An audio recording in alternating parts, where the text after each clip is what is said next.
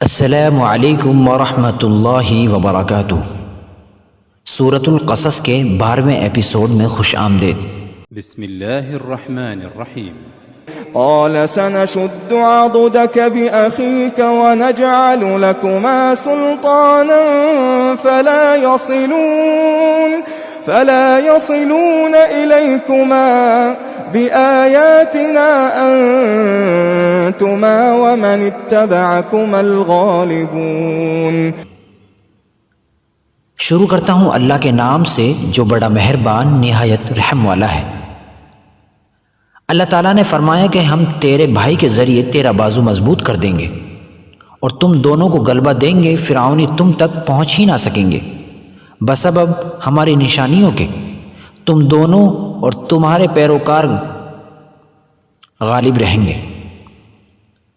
ایک تحریک کے کارکن کے لیے ضروری ہے کہ وہ فصیح اللسان ہو، اپنے سامعین کی زبان سے اچھی طرح واقف ہو۔ گھٹیا کلام اور گفتگو کرنے کی وجہ سے عوام الناس میں مقبول ہونے کے بجائے بدنام ہو جائے گا۔ اللہ اپنے انعامات کو شمار کرتے ہوئے ارشاد فرماتا ہے، خلق الانسان علمہ البیان۔ اس نے انسان کو پیدا کیا اور اس کو بولنا سکھایا۔ اس آیت کے ذریعے اللہ تعالیٰ ہمیں یہ سبق دینا چاہتا ہے کہ ہماری گفتگو بہت ہی نرم اور پرکشش ہونی چاہیے اور اللہ کے پیغام کو لوگوں تک بہت ہی سادہ اور آسان زبان میں پہنچانا چاہیے۔ اللہ تعالیٰ نے حضرت موسیٰ علیہ السلام کے مطالبے کو جو انہوں نے ہارون کے تعلق سے کیا تھا اس کو پورا کیا۔ وہ دونوں اپنی ذمہ داریوں کو ادا کرنے کے لیے نکل جاتے ہیں۔ اللہ تعالیٰ موسیٰ علیہ السلام سے 3 وعدے کرتے ہیں۔ نمبر 1، حضرت ہارون کے ذریعے ان کو قوت دے گا۔ نمبر 2، دشمن کبھی بھی ان پر ظلم نہیں کر سکے گا۔ نمبر 3، تم اور تمہارے پیروکار ہی کامیاب ہوں گے۔ اور کیا چاہیے؟ ذاتی طور پر ان کے اندر جو کمی تھی اس کی تکمیل ہارون سے کر دی۔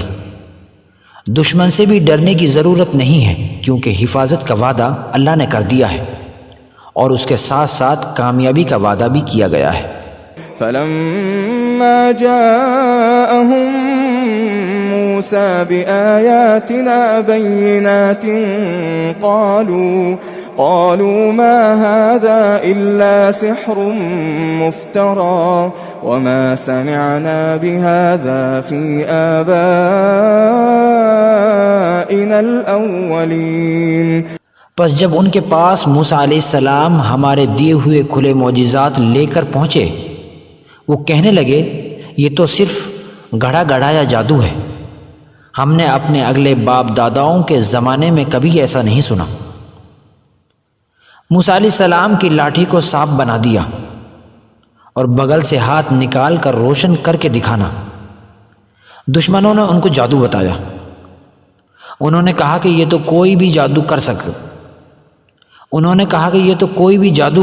کر سکتا ہے، یہ کوئی مشکل اور انسانوں کا کام نہیں ہے، ایسا کرنے میں خدا کا کوئی رول نہیں ہے۔ ہم نے اپنے آباء و اجداد سے ایسا کوئی نمونہ بھی نہیں سنا ہے، اس لیے اپنے آباء و اجداد کے راستے پر ہی چلنا زیادہ اچھا ہے، ان کے راستے سے ہٹنا گمراہی ہے۔ اس طرح کی باتیں کر کے ان کو بدنام کرنے لگے۔ عوام کو بھی دھوکے میں ڈالنا چاہا۔ اپنے خاندان، قبیلہ اور قوم کو تمام چیزوں سے زیادہ ترجیح دینا پہلے بھی تھا اور آج بھی موجود ہے۔ ایسا کرنے سے دینی، سماجی اور سیاسی میدان میں بہت کچھ خرابی آ جاتی ہیں۔ قوم پرستی سیاست کو کس طرح خراب کر دیتی ہے یہ موجودہ دور میں ہم بآسانی سمجھ سکتے ہیں۔